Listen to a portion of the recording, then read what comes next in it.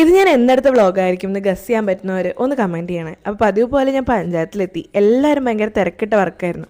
അതിൻ്റെ ഇടയിൽ എല്ലാ മലയാളികളും ഒരുപോലെ ആഗ്രഹിച്ചൊരു വാർത്ത കണ്ടപ്പോൾ എല്ലാവരും ഒന്ന് ഒത്തുകൂടി.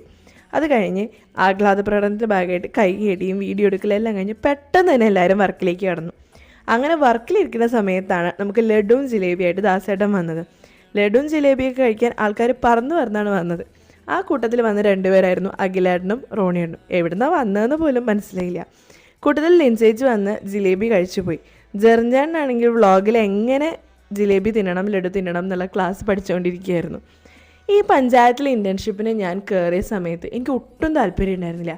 14 ദിവസത്തിന് സർട്ടിഫിക്കറ്റ് 7 ദിവസം കൊണ്ട് തീർത്ത് കിട്ടി പോവാം എന്നുള്ളതായിരുന്നു എൻ്റെ ആഗ്രഹം. പക്ഷേ ഈ വ്ളോഗിൽ കാണുന്ന ചിരിച്ച മുഖങ്ങളാണ് ഈ 14 ദിവസത്തിൽ നിന്ന് ഇപ്പോൾ 28 ദിവസം വരെയുള്ള എൻ്റെ ഈ ഇൻറ്റേൺഷിപ്പ് യാത്രയിൽ എൻ്റെ കൂടെ വളരെ സപ്പോർട്ടീവായിട്ട് നിന്നത്.